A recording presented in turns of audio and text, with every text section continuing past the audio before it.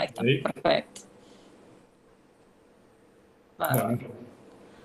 Bueno, Fran, otra vez contenta de tenerte acá con nosotros en el curso, en el tercer curso de urgencias y emergencias.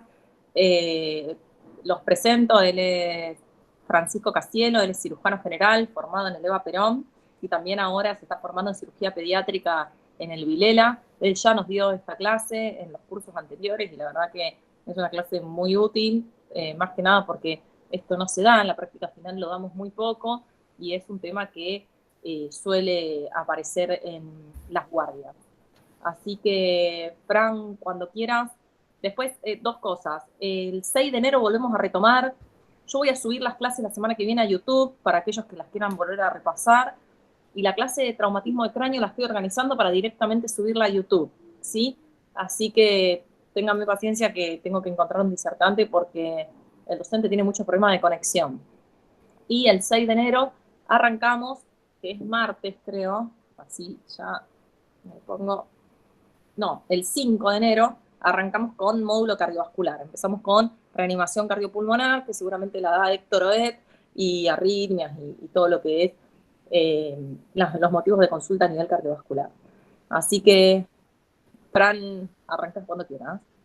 bueno, antes que nada agradecerle a ustedes de nuevo por invitarme. Siempre saben que este es un lindo momento.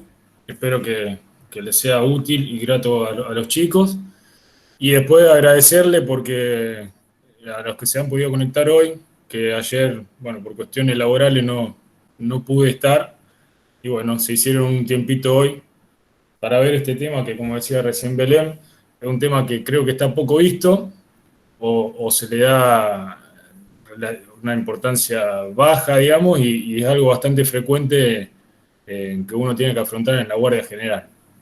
La idea de la clase de hoy es no extenderme mucho, sí repasar algunos conceptos que yo considero que son básicos y después yo puse algunas preguntas que son disparadoras, que generalmente son las dudas que nos surgen a todos y bueno, la respondemos y después obviamente si surge algo, eh, también me van preguntando y lo resolvemos. Bueno, antes que nada, lo primero, como cualquier tema, yo siempre digo que lo primero que tenemos que saber es la definición, en este caso, de quemadura. Si vamos a hablar de paciente quemado eh, o de manejo inicial de un paciente quemado, tenemos que saber el concepto de quemadura, el cual es una lesión o herida de los tejidos orgánicos que está producida por el contacto o la exposición al frío o al calor, a productos químicos que pueden ser ácidos, cáusticos o corrosivos, a la electricidad o a la radiación. Ahora de a poquito vamos a ir viendo cada uno de ellos.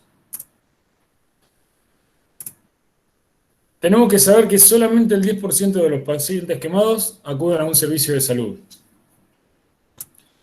Y de ellos, el 2,5 fallece como consecuencia directa o indirecta de las quemaduras. Es decir, que en general las quemaduras son leves, la mayoría pasan desapercibidas porque no van a la guardia, y por suerte, aquellos que van a la guardia, la mayoría requieren, digamos, curaciones más bien superficiales, para llamarlo de alguna manera, y por suerte no son de mayor gravedad.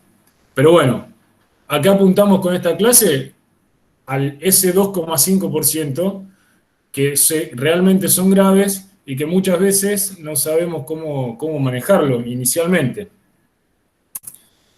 Las causas, bueno, son multifactoriales, pero 2/3 de los casos ocurren en el hogar y generalmente están relacionados a quemaduras por líquidos calientes. En todo servicio de emergencia debe haber profesionales entrenados para la atención inicial, que esto es el enfoque que vamos a dar hoy, la reanimación y la sustentación de la vida, hasta que una vez que el paciente se estabiliza, poder derivarlo a un centro especializado. Esto es lo más importante. El abordaje es el ABC, como cualquier paciente politraumatizado. Y acá lo destaco y lo vuelvo a destacar y lo vuelvo a decir, un paciente quemado debe ser considerado un paciente politraumatizado. Sobre todo los que vienen con quemaduras graves, porque generalmente la cinemática, digamos, que produjo la quemadura muchas veces no se conoce, o son cuestiones graves como explosiones o incendios.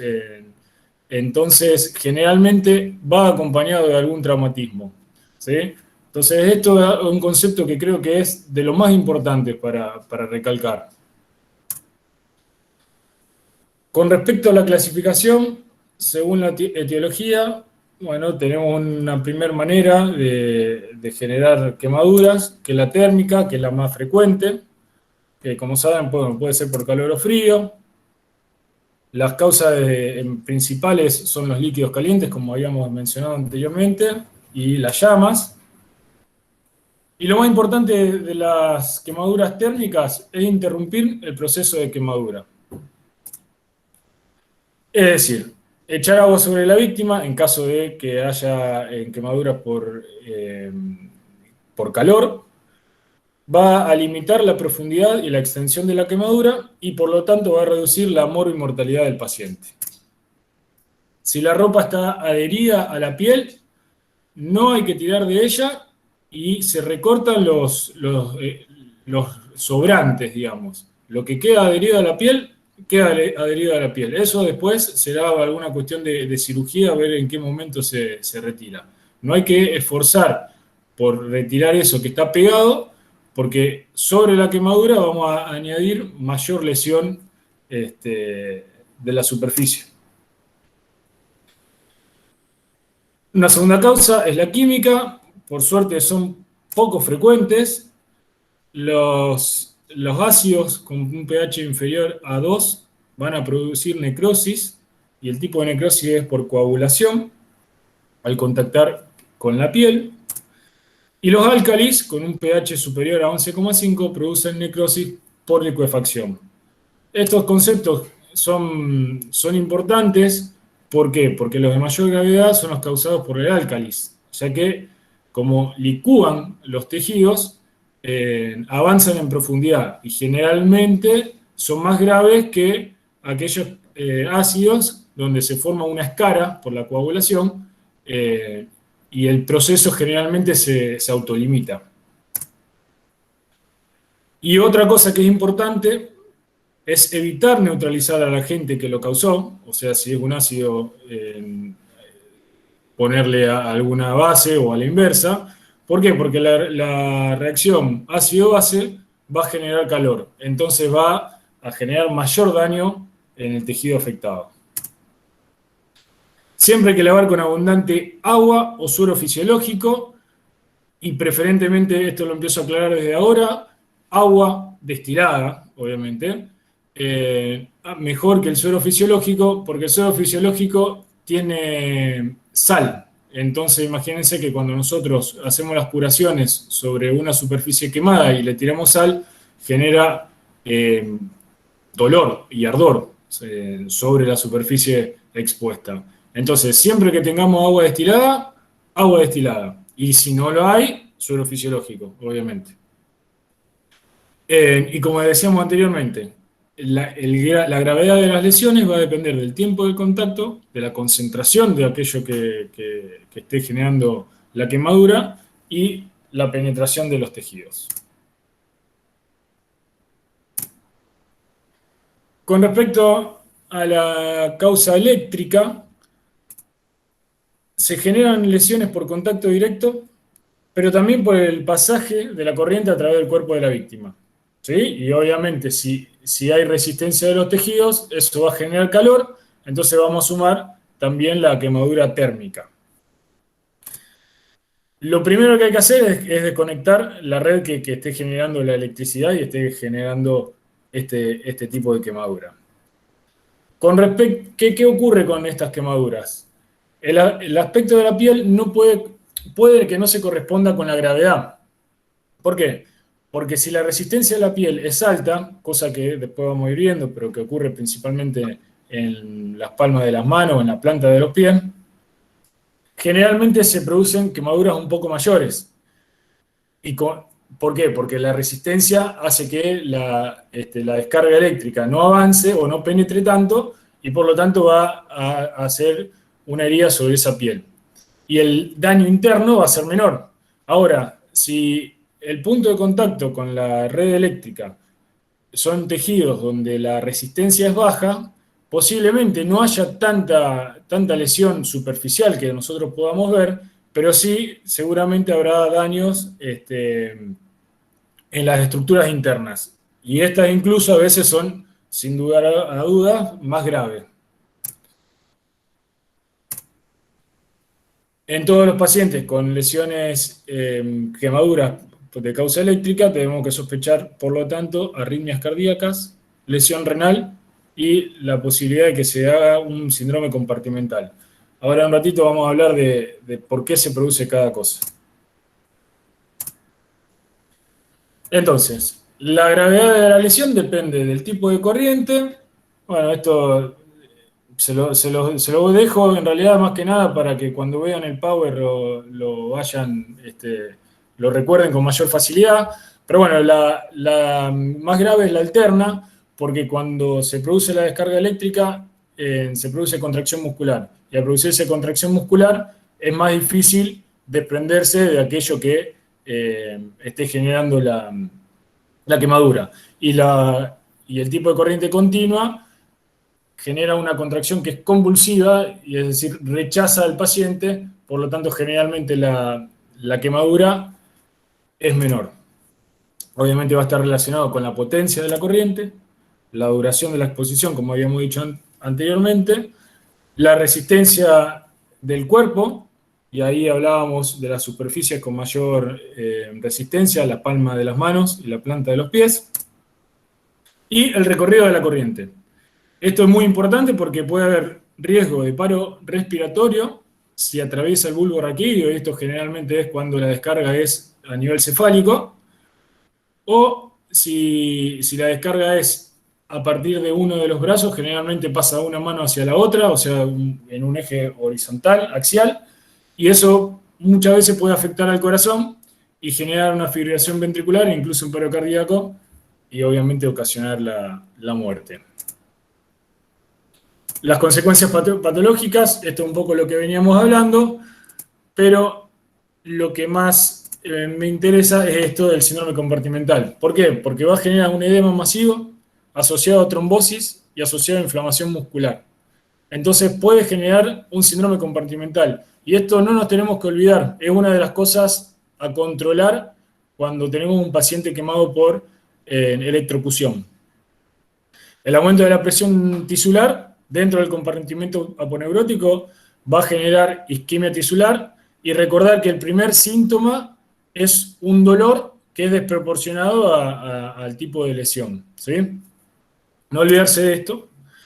También el edema masivo y la pérdida de líquidos por la superficie quemada va a generar hipovolemia e hipotensión. Y esa hipovolemia e hipotensión, sumada a la necrosis o a la rabdomiólisis, va a generar mioglobinuria, y eso va a tender a generar una falla renal aguda. Entonces, en los pacientes con quemaduras por electrocución, no tenemos que solamente detenernos en el tipo de quemadura que tiene, sino ver si tiene alguna alteración cardíaca, si no está generando un síndrome compartimental y si no está generando alguna falla renal aguda. Lo recalco esto porque generalmente uno no lo piensa en ese momento. ¿Y a quiénes debemos realizar monitorización cardíaca? Bueno, y hacerle control con enzimas cada 6-12 horas según la gravedad de la quemadura. Aquel paciente que haya presentado arritmias, que presente clínica, dolor precordial, mujeres embarazadas o pacientes que hayan tenido antecedentes, que tengan antecedentes cardíacos conocidos, entonces en ellos quizás haya que controlar un poquito más. Y esto es muy importante con respecto a este tipo de quemaduras, con respecto a la hidratación. Nosotros vamos a controlar el ritmo diurético, porque después vamos a ver que el resto de las quemaduras, nosotros hay una fórmula para establecer con cuánto hay que hidratar al paciente y en cuánto tiempo, pero nosotros acá muchas veces, como decíamos antes, no se corresponde el daño tisular con la quemadura. ¿Tá? Puede ser una cuestión chiquitita en la superficie, pero generar quemaduras internas. Y finalmente tenemos la radiación, por suerte son peligrosas y pasan inadvertidas, pero por suerte son las menos frecuentes. Tienen gran potencial para originar tumores malignos o malformaciones, especialmente aquellas mujeres que están embarazadas. Hay que aislar el área, los sujetos, los objetos y los animales afectados, y este concepto importante, un paciente que está contaminado también es un agente contaminante, automáticamente. Con respecto a la profundidad, la evaluación de la profundidad es compleja, es algo que creo que nos incomoda a todos, y simplemente es cuestión de práctica y ver, y ver, y ver, y ver, y cada vez que uno ve, hacer la evaluación real, lo que va a permitir estar un poquito más adaptados, digamos, a esta evaluación, y siempre nos va a permitir una mejor valoración y posible derivación del paciente, porque muchas veces se reciben derivaciones donde dicen que tiene una superficie corporal afectada con quemaduras, no sé, que afecta más del 30% del cuerpo, y cuando llega es solamente un pedacito del antebrazo, o pasa a la inversa. Entonces, ahora yo le voy a dar algunos conceptos para que estas cosas no sucedan. Hay distintas clasificaciones. La que se utiliza actualmente es la ABA, de la American Burns Association, y yo les traje, ahora les voy a mostrar un cuadrito donde compara las distintas clasificaciones para unir los criterios. Recuerden que las quemaduras son dinámicas y la profundidad de la quemadura puede progresar. Lo que quizás en algún momento haya sido A, luego puede ser AB, y muchas veces lo que en un primer momento es AB puede ser un tipo B. O sea, puede progresar en la profundidad. Estas son las características clínicas. Las tipo A son superficiales, las AB intermedias, y las tipo B son de espesor total. Las tipo A superficiales pueden estar relacionadas a frictenas o no. Generalmente presentan quemaduras donde hay un color rojizo. Esto ahora vamos a ver algunos ejemplos. Y la turgencia de la piel es normal. Como dice acá el ejemplo, la apariencia es la quemadura de sol, y están asociadas a un dolor intenso. Las tipo AB se dividen en dos grupos: ABA, que es la superficial, y ABB, la que es un poquito más profunda. ¿Qué es lo que ocurre en las superficiales? Bueno, hay un color rosado, generalmente son homogéneas, el llenado capilar es normal, está asociado a dolor, hay humedad y los folículos pilosos están intactos. En las ABB, que son más profundas, ya empieza a haber un moteado o color blanco, hay un retraso o una ausencia en el llenado capilar, los folículos pilosos generalmente ya están afectados, y el dolor es un poco menor porque ya empieza a afectarse la inervación. Y las tipo B, que son las de espesor total, no hay presencia de frictenas, son color blanco o grisáceas, o amarronadas, ahora lo vamos a ver. La dermis está totalmente seca, y obviamente hay ausencia de dolor porque el tejido nervioso está totalmente quemado. Esto se lo dejo para que después comparen la clasificación tipo A, tipo ABA, ABB y tipo B, primer grado, segundo grado superficial, segundo grado profundo, tercer grado. En definitiva, es más o menos lo mismo. Acá se unen los criterios. En este recuadro marca el nivel histológico. ¿Pero para qué nos sirve esto? Porque básicamente nos va a determinar el pronóstico. Y esto sí es importante, y esto sí es lo que nosotros tenemos que saber. Todas las quemaduras tipo A, por más extensas que sean, no va a ser necesario realizar ningún injerto y solamente se hacen curaciones. y por lo general curan de manera espontánea en 7 días sin secuelas. Tipo A, no importa la extensión, curan de manera espontánea. Esto, el ejemplo típico de cuando empieza el verano, nos exponemos al sol y nos flechamos completo, de pie a cabeza.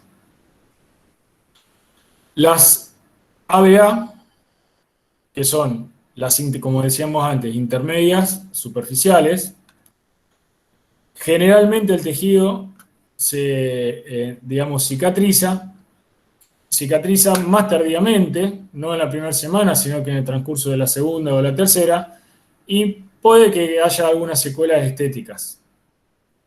Como dijimos anteriormente, las quemaduras son dinámicas y pueden profundizarse.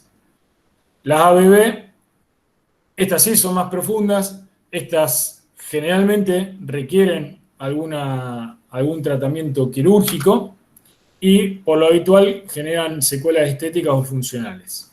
Ni hablar de las tipo B, que requieren escarectomía precoz e injerto o colgajos. Ahora le voy a mostrar algunos ejemplos. Bueno, esta es una quemadura tipo A, que esta es la típica, lo que decíamos recién, la exposición al sol, por ejemplo. Estos pacientes se hacen curaciones locales, ahora después vamos a ver cuál es el tratamiento. No requiere internación. Obviamente, hablando, digamos, por la quemadura en sí, siempre hay que evaluar el estado general del paciente. Este es otro ejemplo de quemaduras tipo A. Y acá es donde empieza a complicarse un poco. Acá lo que le pido es que se queden desde la muñeca hacia el antebrazo, hacia proximal, digamos. Esto es una quemadura tipo ABA, que si ven, la piel está un poquito más arrugadita. Acá hay ampollas. También recuerden que puede haber ampollas en las quemaduras tipo A.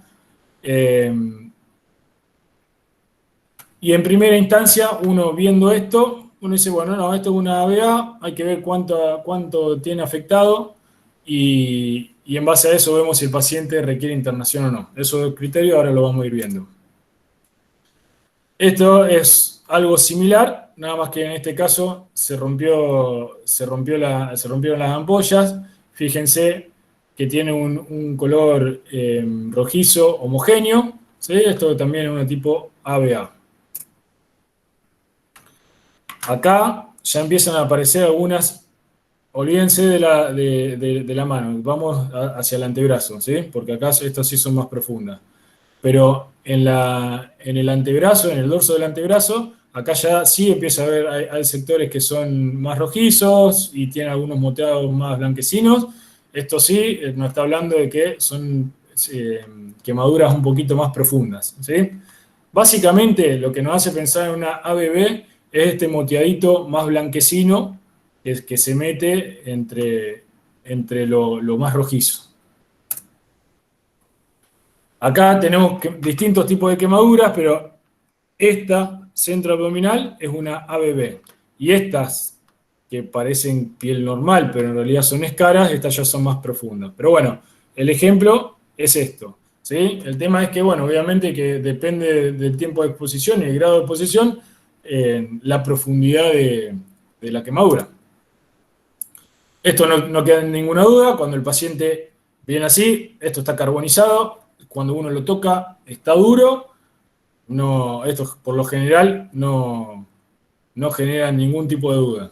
Lo que nosotros tenemos que hacer acá, además del ABC, es siempre estar atentos a las complicaciones, que generalmente, obviamente, cuanto mayor profundidad, mayor posibilidad de que las haya. Estos son otro tipo de escaras. Bueno, se ve más oscurita, pero fíjense, esta blanquecina, también, de nuevo, cuando uno lo toca, esto está duro, ¿sí? Estas ya son quemaduras profundas, y generalmente no, son indoloras. Y esto es muy importante, esta es una foto que a mí me resulta interesante, porque a simple vista, uno pareciera no tan grave la quemadura que tiene, pero bueno, fíjense que está afectado el dorso, no solo el dorso, sino que en realidad la totalidad de la mano. Pero acá hay algo característico que esto le tiene que llamar la atención, porque si uno lo ve, inicialmente pareciera que no es tan profundo, pero fíjense esta posición con las manos en garra, ¿sí? Esto es una urgencia. Esto hay que descomprimirlo porque si no va a generar todas secuelas, no solo estéticas, porque estética en este caso sería lo de menos, sino funcionales, ¿sí? Y este es un ejemplo de cómo habría que hacer la descarectomía. Y fíjense cómo de esa manera, esa mano en garra se extiende los dedos. Esto se lo traigo a colación, se lo vuelvo a mostrar, porque esto sí es bastante frecuente y recalco de nuevo, tenemos que estar atentos porque uno ve así al paciente y en primera instancia diría no es nada y a lo mejor lo mandamos a la casa y las secuelas pueden ser gravísimas para el paciente. Entonces, bueno, ¿cómo calculo la superficie corporal afectada? Luego de que se efectúa la atención inicial del paciente, el ABC, se controlaron las lesiones que ponen en riesgo la vida. Vamos a tener dos formas. Uno es la regla de la palma de la mano, que equivale a 1%, o la otra es la regla de Wallace, que es la regla de los 9. La regla de Wallace, la cabeza en su totalidad vale 9%, mitad 4,5 cada hemicráneo, hemicabeza, digamos, por el cabeza y cuello. El tórax, 9% en su cara anterior, abdomen 9% en su cara anterior y otro 9% en su cara posterior, cada uno. O sea que en total el tórax suma 18, en total el abdomen suma 18. Cada miembro inferior suma 18 también. 9% en su cara anterior, 9% en su cara posterior y así de cada lado. La zona genital, 1%. Generalmente esto la superficie es afectada, es escasa, pero son sitios que ahora van a ver requieren internación para mayor control. Y después los miembros superiores, en total 9%, ¿sí? O sea, en su cara anterior equivale a un 4,5 y en su cara posterior un 4,5. Esto, siempre que haya una guardia, generalmente es bueno tenerlo a mano para, de nuevo, como decíamos recién, calcular bien la superficie corporal afectada. Cuando son completas o cuando está afectada la mayor extensión, es relativamente fácil. Que cuando hay sectores más chicos o parchados, es conveniente realizar el método de la palma de la mano, que recuerden es no solo la palma, sino que incluye los dedos, ¿sí? Y esto obviamente que no es la del médico que lo evalúa, sino que se cuantifica teniendo en cuenta el tamaño de la mano del paciente. ¿Cuáles son los riesgos inminentes de vida en un paciente quemado? Quemaduras extensas en tórax o que afectan la vía aérea. Las arritmias, ¿sí? Y acá de nuevo pongo sospechar en pacientes quemados por corriente eléctrica. Y el principal factor es la hipoxemia, ¿sí? Se debe al consumo de oxígeno por el fuego y al aumento del dióxido de carbono y monóxido de carbono por la combustión. ¿Qué pacientes sí o sí se tienen que quedar internados? Esto se lo traje y se los dejo para que ustedes lo vean. Quemaduras por inhalación, no hay dudas, y después tendremos que evaluar si a ese paciente lo vamos a intubar o no. Quemaduras eléctricas y químicas, ¿sí? Las químicas obviamente que depende, esto es algo relativo, pero que depende de la superficie, pero requiere un poquito más de atención por esta cuestión de la posibilidad de que continúe el proceso de afectación y de profundización de la quemadura de los tejidos. Y bueno, la quemadura eléctrica ya lo desarrollamos anteriormente. Zonas especiales, la cara, sin duda, el periné y las articulaciones, y acá les traigo de nuevo el ejemplo que les di de la mano. Pacientes que tengan comorbilidades que puedan, obviamente, estar afectadas por este proceso que genera inflamatorio, digamos, la respuesta inflamatoria sistémica que genera una quemadura. Sospecha de incumplimiento de las indicaciones, bueno, eso son cuestiones sociales, eso no solo para la quemadura, sino para cualquier paciente que consulte la guardia. Y las quemaduras mayores a un 10% del área corporal tipo AB y quemaduras mayores a un 3% del área corporal tipo B.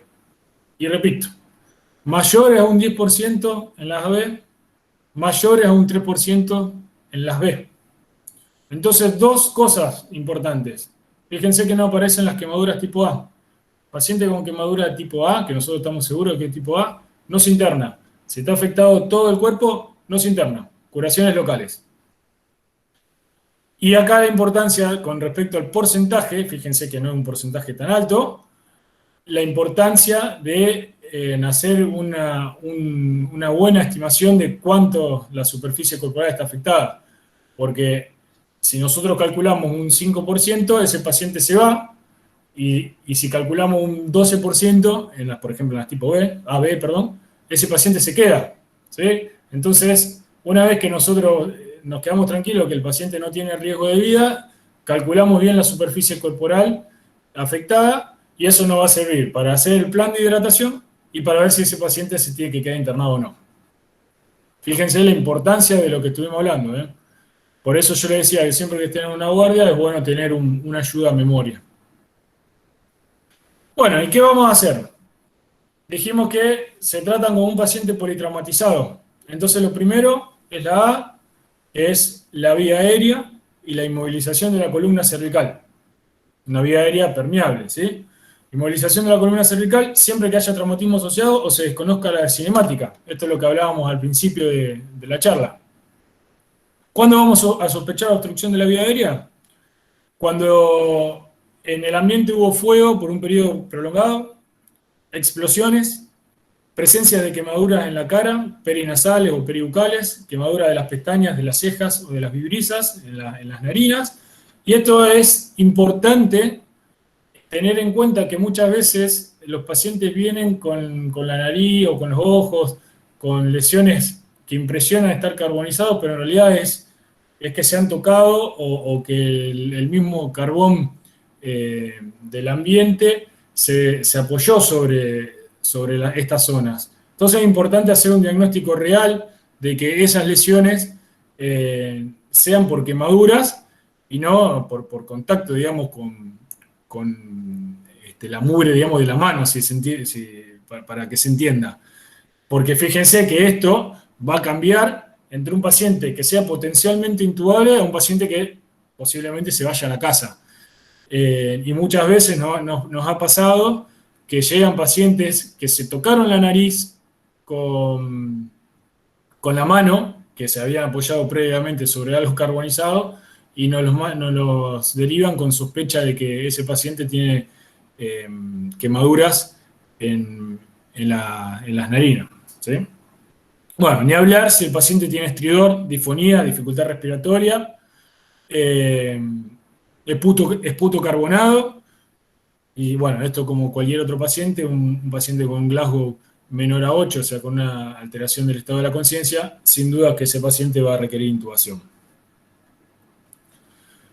¿Cómo es la intubación orotraqueal? Debemos poner un tubo grueso, de diámetro mayor a 8, ¿sí?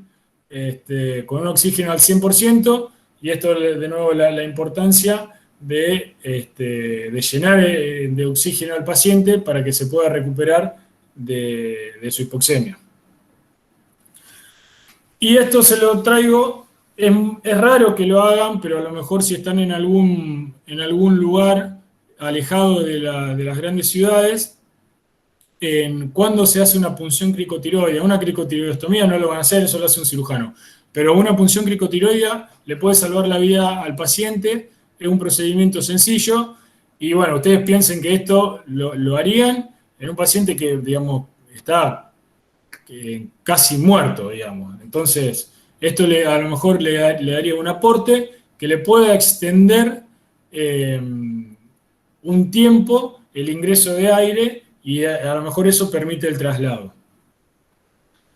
Entonces, es un procedimiento sencillo, se hiperextiende la cabeza, se tienen en cuenta el cartílago tiroides y el cricoides, y entre medio con este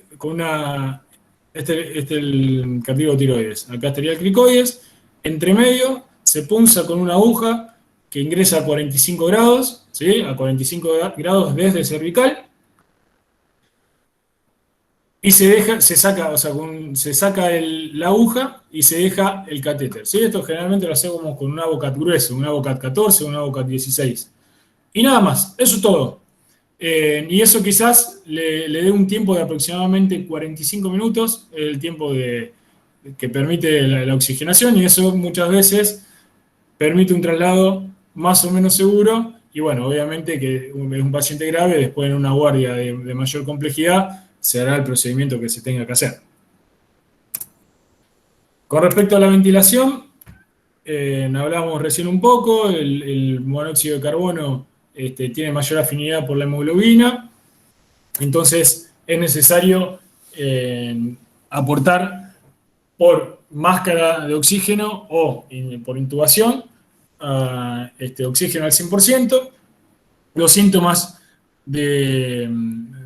que generan, o sea, que generan la hipoxemia o el aumento del monóxido de carbono son cefalea y náuseas, confusión, bueno, y ni hablar como muerte en los casos más severos, ¿sí? Entonces, como decíamos recién, aporte de oxígeno al 100% con máscara o con intubación endotraqueal. Y siempre es importante en la ventilación, como en todo politrauma, descartar que no haya neumotórax y que no haya insuficiencia respiratoria restrictiva por la escara que genera generalmente en las quemaduras tipo V que afectan todo el tórax. Ahí la indicación es una escarectomía, porque si no, no va a haber posibilidad de expansión torácica. Y estos son los sitios, yo les muestro los sitios donde uno debería hacer una escarectomía. Por suerte, generalmente esto es poco probable y eso generalmente se hacen en hospitales de mayor complejidad. Muchas veces, como decía recién, cuando viene un paciente así, si uno le puede asegurar la vía aérea, te da tiempo a derivarlo. Y después, bueno, fíjense que tiene todos los electrodos y están los campos quirúrgicos, esto se hace en quirófano. Pero bueno, les traigo un ejemplo de cómo sería una escarectomía torácica. Después la C, circulación y control de las hemorragias. Y acá está el tema de la fórmula de Parkland, que esto es lo que nosotros vamos a calcular para hidratar al paciente. La fórmula es sencilla, entre 2 y 4 mililitros de Ringer lactato, ¿sí? Ringer lactato, preferentemente en los pacientes quemados, la hidratación con Ringer lactato. Obviamente que si no hay, suero fisiológico.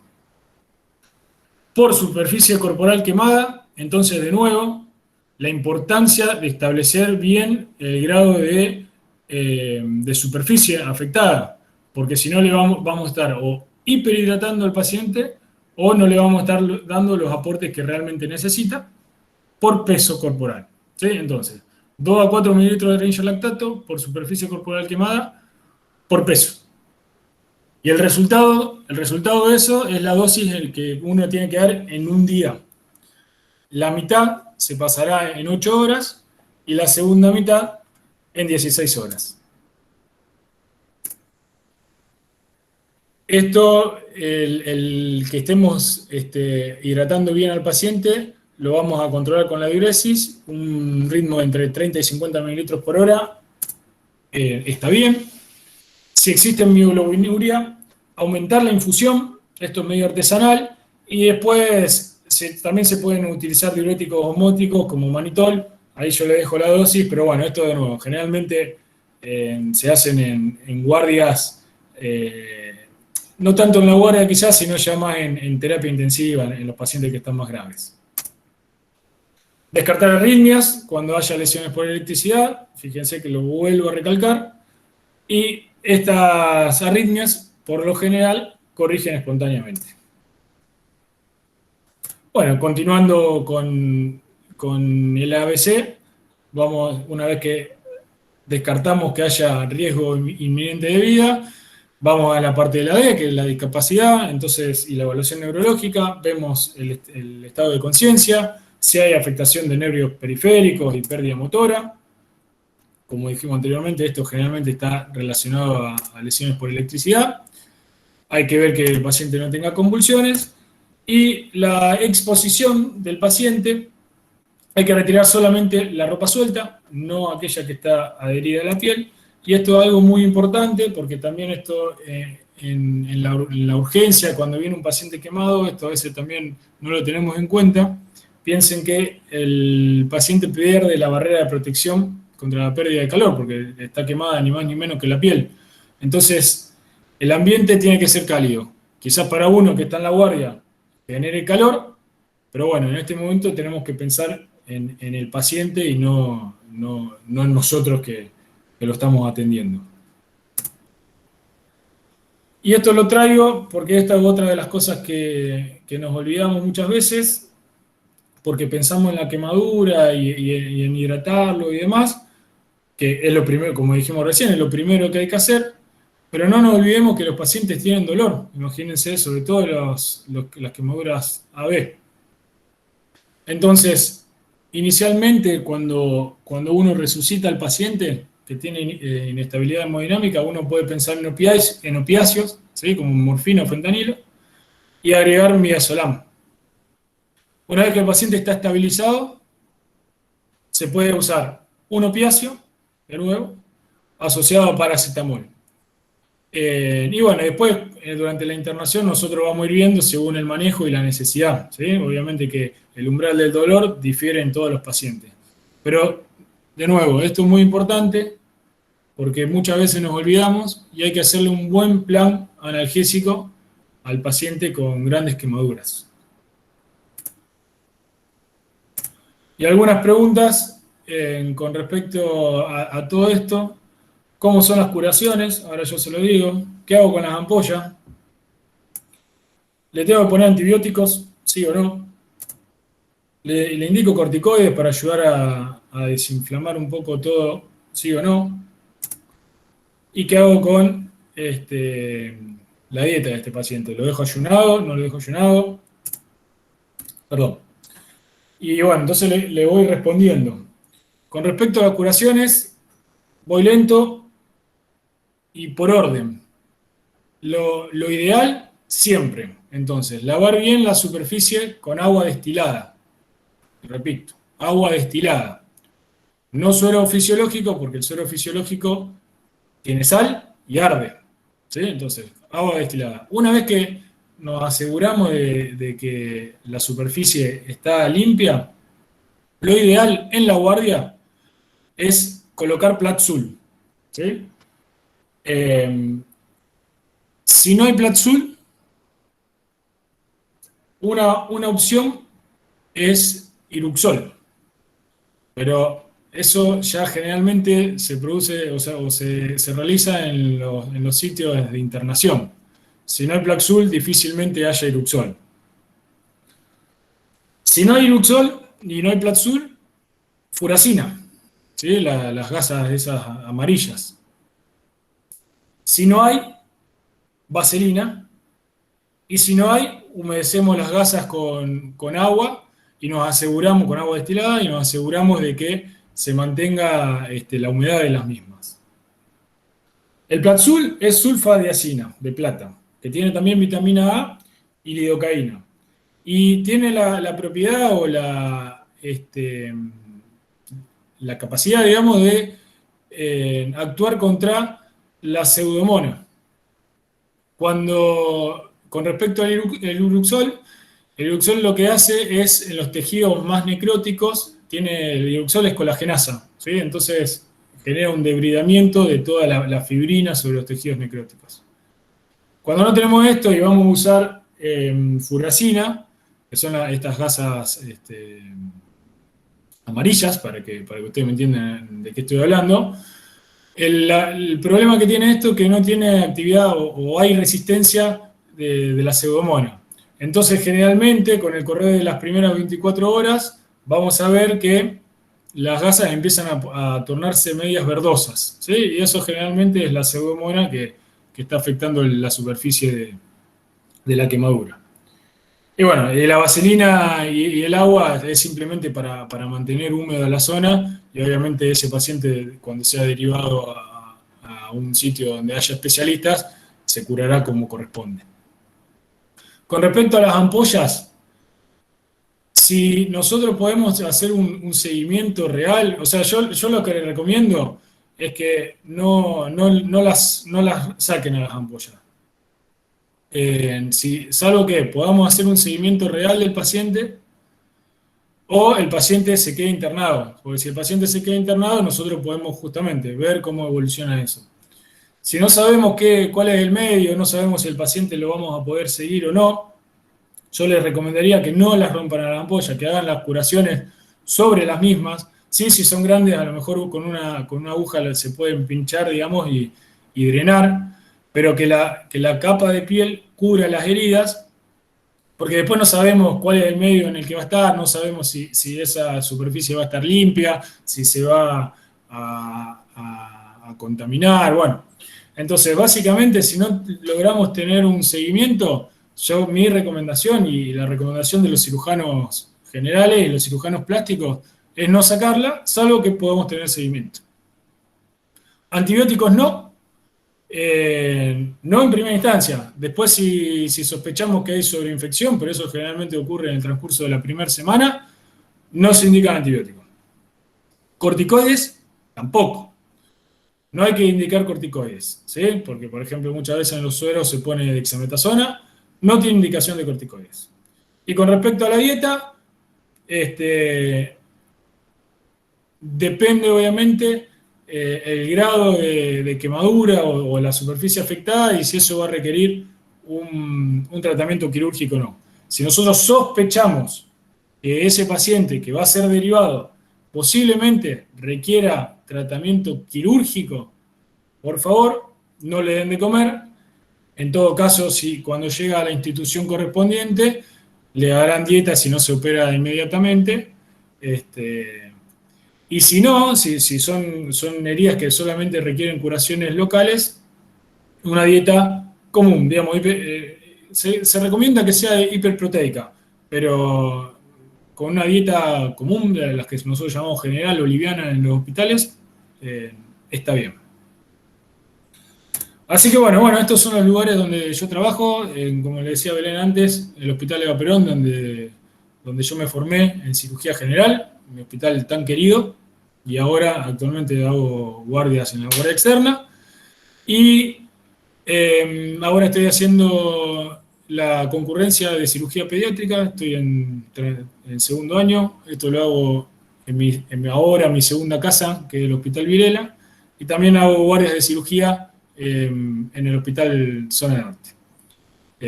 Estos son los lugares que me permiten a mí estar acá y poder darle mi experiencia y mis recomendaciones iniciales en estos pacientes. Así que bueno, les agradezco el tiempo. No sé si hay alguna duda, me preguntan y la vamos resolviendo. Y si no, después, bueno, obviamente les va a quedar la grabación o yo también le puedo pasar el PowerPoint a Belén y ustedes lo pueden usar tranquilamente. Un PowerPoint que está todo completo, creo. No hay mucho más, por lo menos en lo que es el tratamiento inicial. Muchas gracias. Perfecto. Fran, si querés dejar de compartir pantalla, no hay drama, te metes otra vez en el... Acá. Ahí. Y de ahí dice, estás presentando, apretás ahí. Sí. Dejar de presentar. Para presentar, y yo ahora te digo las preguntas que surgen. Activate la cámara, así te vemos. Dale. ¿No la tengo? Ahora sí. Bueno, ¿me escuchás bien? Te voy diciendo las preguntas. Dice, ¿se conecta el oxígeno a la boca? Eso de ser por la punción. Por la punción, sí. Hay que. Eso es algo medio artesanal. No les puedo dar una recomendación de cómo, porque depende de cada lugar. Pero generalmente, si no tienen nada, digamos, que lo puedan conectar, le apoyan el conector del oxígeno directamente. Sí. Ahí a la punta, al extremo de la boca. Perfecto. Después dice, con respecto a los pacientes pediátricos, ¿se aplica el mismo cálculo para estimar la superficie corporal? No, más o menos, en realidad. La parte pediátrica es un poco más compleja, bastante más compleja en realidad. Esto, yo si quieren después les puedo pasar las fórmulas. Tiene, no, la fórmula de Galveston se llama. Es distinta, yo si quieren después se la paso. Es bastante más complejo en los chicos pediátricos. Eh, y la realidad es que en los chicos generalmente uno en la guardia lo empieza a hidratar y se deriva sin duda. En el adulto generalmente uno tiene mayor manejo y por eso, digamos, me enfoqué en eso. Un nene que tiene mayor superficie corporal afectada y se va a derivar, se va a internar, quise decir, se hidrata, se le cuelga un HP y se deriva. Eso después, los cálculos se hacen en terapia, es bastante más complejo en pediatría que en el adulto. Tal cual. Sí, nosotros los derivamos ahí en el levaperón, se deriva al vilela. El Por eso, paciente se estabiliza y se deriva al vilela. se deriva. Después hay una pregunta que dice, ¿la mano en garra que vimos sería un síndrome compartimental?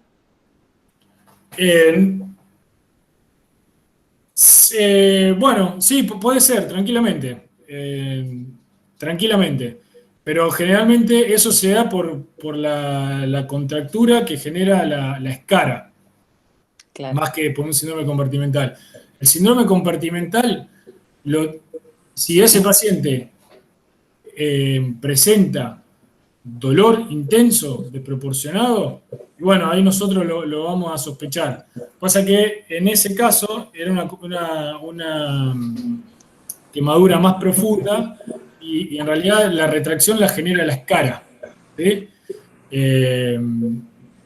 Y posiblemente esté asociado al síndrome compartimental, por eso la importancia de hacerle la escarectomía. Pasa que acá es un poquito más difícil evaluar el tema del dolor por la afectación nerviosa más profunda. Después dice, hola, quería saber por cuánto tiempo el Platzul, por las escaras medicamentosas que genera, si se usa en exceso, y después en los casos de quemadura tipo A, en las que el paciente esté muy molesto, nos dijeron que se puede usar difenidramina. ¿Está bien? ¿Y de forma local hay algo para hacer? Bueno, del Platzul, en realidad el mayor riesgo que está relacionado es la neutropenia. O sería la complicación más relacionada al Platzul. Pero en realidad la neutropenia por lo general no se debe al uso del Platzul, sino al proceso inflamatorio. Eso es algo que está bastante estudiado últimamente. Y la realidad es que las contraindicaciones son escasas, te diría que casi ninguna. O sea, es raro que con tratamiento tópico realmente generen alguna afectación. Tal cual, tal cual. Y eso de la difenidramina, yo la verdad que nunca lo escuché, ¿eh? El uso de Y lo de la difenidramina en el difenidramina, mal control del dolor. bueno, sí, no, en algunos lados lo mencionan, pero eso un poco le puse ahí en el artículo. En realidad, con opiáceos y generalmente Tal cual. un AINE sumado, van bien. Tal Van cual, bien. yo creo Esa que es la también. recomendación. Quemaduras tipo A con muy mal control de dolor, se empezará con opiáceos débiles tipo el tramadol y se hace una coadyuvancia por la inflamación que genera con un AINES y con un... A veces más, damos corticoides como coadyuvantes los primeros días. Si el paciente obviamente no tiene tantas puertas de entrada, damos corticoide para las quemaduras tipo A, es bastante efectivo. Hasta a veces por las quemaduras solares damos corticoides tópicos a veces. Más que nada para la inflamación que genera ese ardor. Eso. Eso que yo hago dolor, solemos hacerlo cuando vemos las quemaduras grandes. Sigo. La fiebre que se produce por la quemadura, ¿hasta cuánto tiempo se podría pensar que es por la quemadura en sí misma? ¿Y cuándo yo podría pensar en un proceso infeccioso sobreañadido? Bueno, eso ahí le había mencionado, más o menos, obviamente que uno depende de la evolución clínica, ¿no? Pero generalmente uno empieza a pensar que es una sobreinfección a partir de la semana, qué sé yo, el quinto día. Si a partir del quinto día el paciente sigue con fiebre, y obviamente la evolución de la herida no es buena, y bueno, uno puede empezar a pensar que sea una sobreinfección y no al proceso inflamatorio. Pero menos que eso no, porque no hay tiempo, digamos, para la sobreinfección. Bien. Después, en shock room llega un paciente quemado extenso, tipo AB o B. ¿Cómo hacemos para monitorizarle o tomarle la TA cuando tiene compromiso así de los parámetros, diríamos, semiológicos para tomar? Creería que es por eso.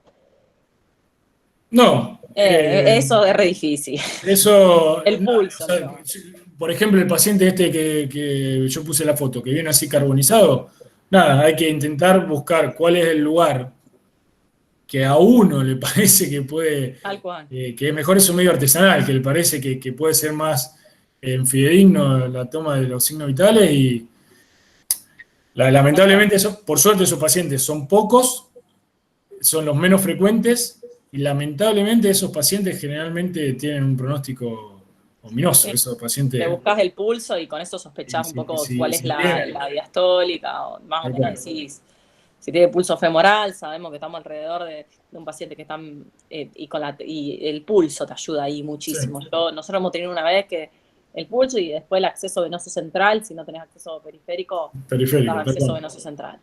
Que los Pero eso es medio artesanal, o sea, no hay una recomendación particular. No hay indicación. Después,